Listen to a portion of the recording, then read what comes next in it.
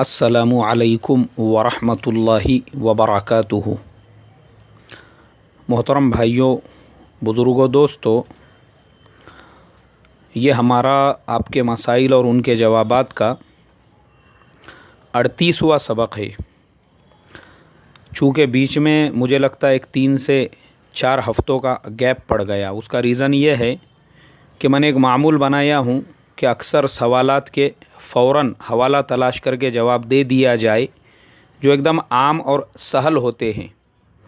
अब जो कुछ मसाइल ऐसे होते हैं जिनके लिए हवाला तलाश करना भी और डिटेल में जवाब देना ज़रूरी होता है,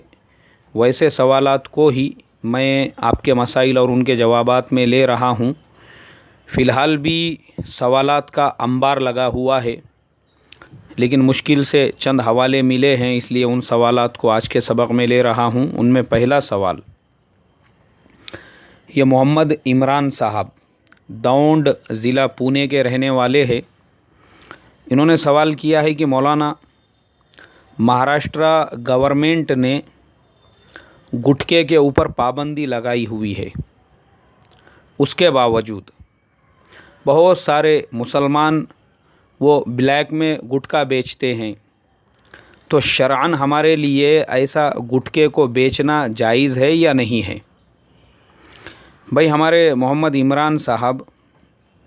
आपके सवाल के जवाब के लिए मुझे सिर्फ़ उलमाए हिंद ही नहीं बल्कि उलमाए अरब के फतवा भी देखने पड़े। सराहतन ये बात मिली है, गवर्नमेंट की पाबंदी लगाना और नहीं लगाना वो बात की बात, उससे पहले ही उलमाए अरब का मुत्तफ़िक़ा फ़तवा है गुटखे के ऊपर के गुटखा खाना सराहतन हराम है, नाजायज़ है, और उसकी तिजारत को भी उन्होंने हराम और नाजायज़ करार दिया। इसलिए कि कुरान पाक में अल्लाह तबारक व तआला ने फ़रमाया, व हर्रमना अलैहिमुल खबाइस, और गुटखे को उन्होंने खबाइस के अंदर शुमार किया है, इसलिए कि गुटखा वो मुज़िर चीज़ है। ख़ुद गुटखे के ऊपर ये लिखा होता है कि इसके खाने वाले को कैंसर की बीमारी होती है। और आपको मालूम होना चाहिए कि हिंदुस्तान एक ऐसा मुल्क है जो पूरे वर्ल्ड में कैंसर और कार्डियक स्ट्रोक यानी हार्ट अटैक का कैपिटल बना हुआ है। पूरी दुनिया के अंदर सबसे ज़्यादा हार्ट अटैक से और कैंसर से मरने वाले लोग इस मुल्क हिंदुस्तान में ही बसे हैं। और उसका रीज़न हमारे मुल्क में तंबाकू, गुटखे, सिगरेट इसका इस्तेमाल। अब चूँकि हमारे यहाँ पर गुटखा आम हो चुका है, लोग उसको इसलिए भी मुज़िर और हराम नहीं समझते, चूँकि हमारे यहाँ पे अक्सर दीनदार भी गुटखे खाते हैं। बहुत सारे माशाअल्लाह हमारे साथी जुब्बा पहनने वाले, टोपी पहनने वाले, उनके मुंह में भी गुटखे भरे हुए होते हैं।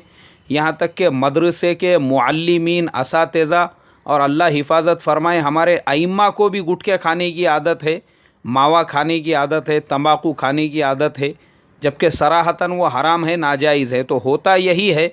कि हमारे यहाँ पे अवाम इसको गुनाह इसलिए नहीं समझती, जब वो ये देखती है कि भाई हमारे तो अकाबिर साहब भी गुटखा खा रहे हैं, हमारे शेख साहब भी मिराज के आदी है, हमारे इमाम साहब को भी गाय छाप ज़र्दा लगता है, और माशाअल्लाह हमारे जो ज़िम्मेदार है पूरे एरिए के जो है कॉन्ट्रैक्टर और गुत्तेदार साहब, उनको भी मावा खाने की आदत है, या ख़ुद उनकी अपनी ख़ुद मावे की दुकान है। तो इसके लिए आवाम को ये लगता है कि ये तमाम चीज़ें हलाल जायज़ है, इसके लिए करो इस्तेमाल जितना दिल बोलता है, वो उसको हराम समझते ही नहीं। हालांकि उलमाए अरब का मुत्तफ़िक़ा फ़तवा है उस पर, और उसके कुछ रीज़न्स है। अब मैं आपको बताता हूँ उसके हुर्मत के फ़तवे की वजूहात क्या है। सबसे बड़ी वजह यह है कि सेहत के लिए वो मुज़िर, जैसे मैंने बताया, उसकी वजह से कैंसर और हार्ट अटैक। आज हमारे हिंदुस्तान में किसको कब हार्ट अटैक आएगा आप बता नहीं सकते। अभी मैं पढ़ रहा था कि फ़िल्म इंडस्ट्री का कोई स्टार था काम करने वाला, 40 साल की उम्र में उसको हार्ट अटैक आया और उसकी वजह से वो मर गया बोल के। तो हिंदुस्तान में इतनी कम उम्री में भी लोगों को जो हार्ट अटैक आते हैं, उसका रीज़न यही होता है, हमारे यहाँ पे तंबाकू, गुटखा, सिगरेट आम है, लोग इसको हराम और नाजायज़ समझते ही नहीं है। اور حرمت کی شرعن جو وجہ ہے وہ یہ ہے کہ گٹکا جو بنایا جاتا ہے اس کے اندر جو مٹیریل استعمال ہوتا ہے اس کو باضابطہ شراب میں ڈبا کے نکالا جاتا ہے۔ میرا ایک مسلی وہ پہلے گٹکے کے ہی کمپنی کارخانے میں کام کرتا تھا، اس نے نوکری چھوڑ دیا اور اس کے بعد کسی اور کمپنی میں کام کرنے لگا۔ تو میں نے اس سے پوچھا، میں بولا بھائی تم وہ کمپنی میں کام کرتے تھے؟ ہاں بولے میں نے اس لیے چھوڑا کیونکہ مجھے میرے ضمیر نے اجازت نہیں دی، جو گٹکا جس مٹیریل سے بنتا ہے اس کو باضابطہ شراب میں ڈبو کے نکالا جاتا ہے، اور بولے یہ جتنے زردے ہیں جس کو ہمارے ہندوستان میں اکابر بھی کھا رہے ہیں، اصاغیر بھی کھا رہے ہیں پان میں ڈال کے، جیسے بابا رتنا ہے، جیسے 300 120 ہے، جیسے جتنے بھی آتے ہیں یہ ایک دم اعلیٰ کوالٹی کے، بولے باضابطہ ان کے اوپر برانڈی اور رم چھڑکی جاتی ہے۔ رم ایک شراب کا نام ہے، وہ باضابطہ اس کے اوپر چھڑکی جاتی ہے۔ بغیر رم کے چھڑکاؤ کے نہ اس میں خوشبو پیدا ہوتی ہے نہ لذت پیدا ہوتی ہے۔ تو اس کے لیے میرے محترم بزرگوں، اب آپ سوچو نا، گورنمنٹ نے پابندی لگائی ہے، کچھ ریزن تو ہوگا نا، تو گورنمنٹ نے کیوں پابندی لگائی؟ اسی لیے پابندی لگائی کیونکہ یہ چیز صحت کے لیے بہت ہی زیادہ خطرناک اور مضر ہے۔ اور میں آپ کو بتا دوں، عرب ملکوں کے اندر جیسے ڈرگس لے جانا گناہ ہے، جیسے افیم لے جانا گناہ ہے، ویسے گٹکا لے جانا بھی گناہ ہے۔ اگر ایئرپورٹ کے اوپر کوئی پکڑا جاتا ہے تو تا عمر کے لیے اس کے پاسپورٹ پہ ایگزٹ مار دیا جاتا ہے۔ اور ہمارے ہندوستان کے ہی ایک جانے مانے صاحب ہے، میں نام نہیں لوں گا ان کا، وہ جدہ ایئرپورٹ کے اوپر ایسی مانک چند گٹکے کے ڈبے لے کر جا رہے تھے۔ ماشاءاللہ حضرت عمرے کے سفر پہ تھے، مگر عمرے کے سامان میں گٹکے کے بھی کچھ باکس رکھے ہوئے تھے۔ جدہ ایئرپورٹ کے اوپر جب پتہ چلا کہ حضرت کے پاس میں مانک چند گٹکے کے باکس رکھے ہوئے ہیں، تو باضابطہ ان کے پاسپورٹ پہ خروج یعنی ایگزٹ مار دیا گیا اور وہیں سے ان کو روانگی کے آداب دیے گئے۔ اب وہاں کا قانون اتنا سخت ہے کہ زندگی بھر آدمی دوبارہ وہاں پہ نہیں جا سکتا۔ تو کیوں وہاں کی گورنمنٹوں نے اتنے سخت قانون بنائے گٹکوں کے اوپر؟ اسی لیے بنائے۔ تو ہمارے محمد عمران صاحب، آپ کا جو سوال ہے کہ گورنمنٹ نے پابندی لگانے کے بعد اگر کوئی اس طرح کا عمل کر رہا ہے، وہ تو اور بھی زیادہ سخت ہے دو طرح سے۔ ایک تو شرعاً آپ کے لیے ایک ناجائز چیز کو آپ بیچ رہے ہو، اور دوسرے ہمارا اسلام بھی یہ کہتا ہے کہ جس ملک میں رہتے ہو وہاں کی گورنمنٹ نے جس چیز پہ پابندی لگائی آپ کو اس پہ عمل کرنا ضروری ہے۔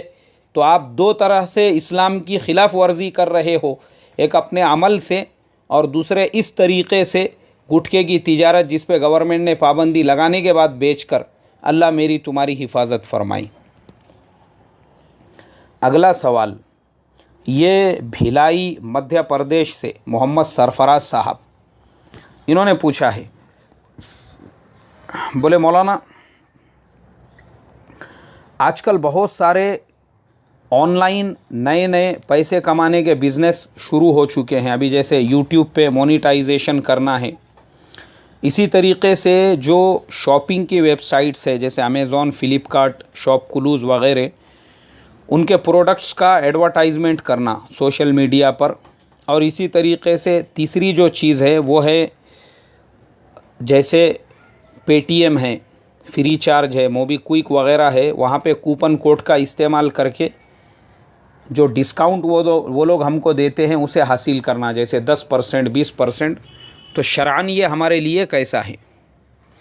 ہمارے محمد سرفراز بھائی کا بیچاروں کا سوال جو ہے تقریباً یہ رمضان سے پینڈنگ میں ہے، کیونکہ وہ بار بار یاد دلاتے رہتے تھے۔ آج ان کے سوال کے سلسلے میں نے مولانا خالد صاحب کی کتاب جو جدید فقہی مسائل ہے اس کے اندر معاشی مسائل کے عنوان کے تحت میں بہت سارے جو اس سے ملتے جلتے مسائل ہے، جیسے فلم اور ٹیلی ویژن کو ذریعہ معاش بنانا، اسی طریقے سے فوٹوگرافی کے ذریعے سے کمانا، یہ تمام چیزوں میں پڑھا ہوں۔ تو اس میں حضرت نے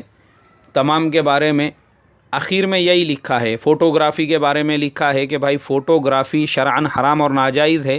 جس میں اگر آپ مورتوں کی تصویریں ہے، اسی طریقے سے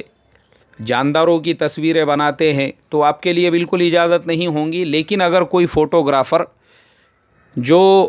نیچرل چیزیں ہیں جیسے پہاڑ ہے، ندیاں ہیں، باغات ہے، ان کی تصویریں بنا کر بیچتا ہے تو اس کے لیے بالکل جائز ہوگا، حلال ہوگا، اس میں کوئی حرج نہیں ہے۔ اسی طریقے سے حضرت نے ٹیلی ویژن کے اور اس کے بارے میں بھی لکھا ہے کہ جو ٹیلی ویژن جس پہ ناچ گانا وغیرہ بتاتے ہیں اس کی پوری تفاصیل لکھی، لیکن آخر میں یہ لکھا ہے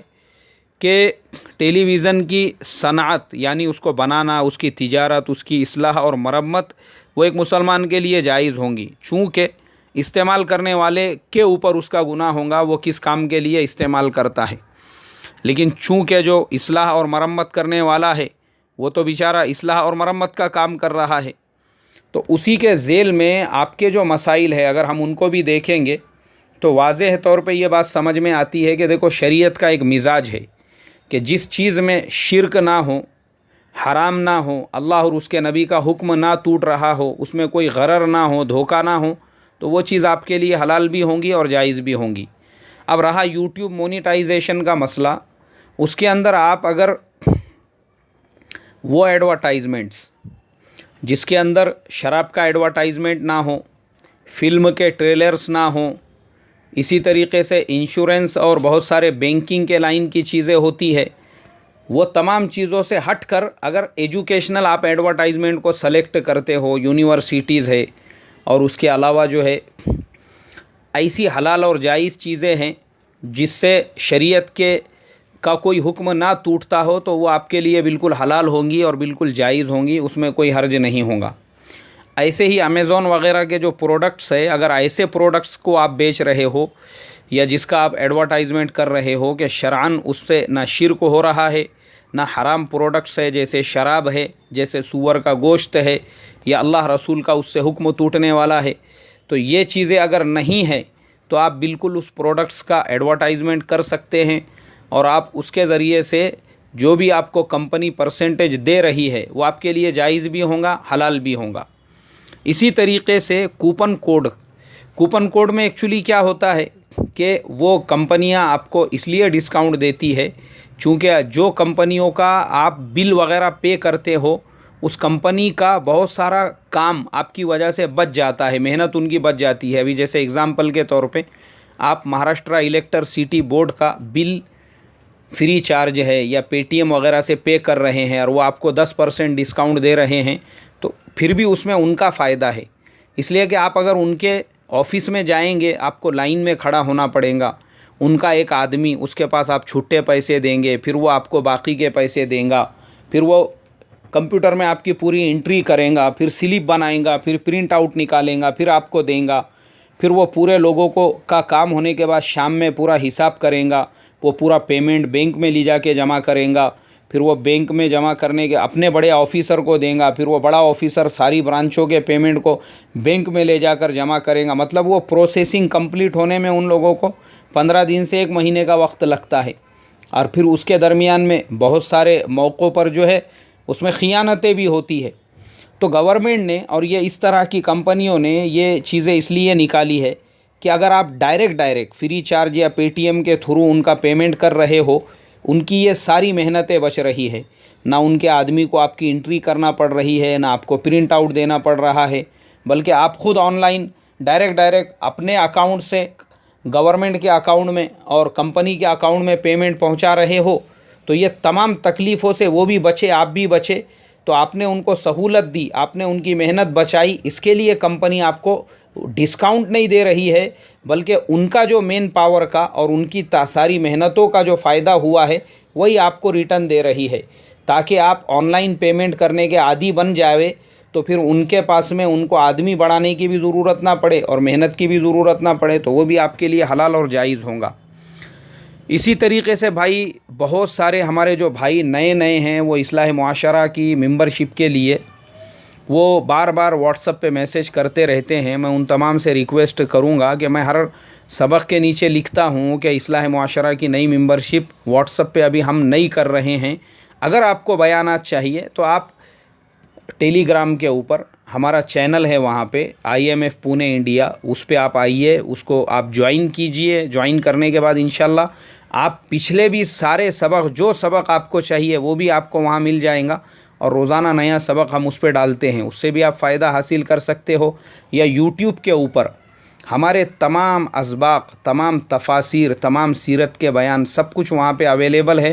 جب آپ چاہے اس وقت میں یوٹیوب پہ جا کر آپ جو سبق جو بیان ڈاؤن لوڈ کرنا چاہے کر سکتے ہیں۔ اللہ مجھے آپ کو عمل کی توفیق عطا فرمائے۔ السلام علیکم ورحمۃ اللہ وبرکاتہ۔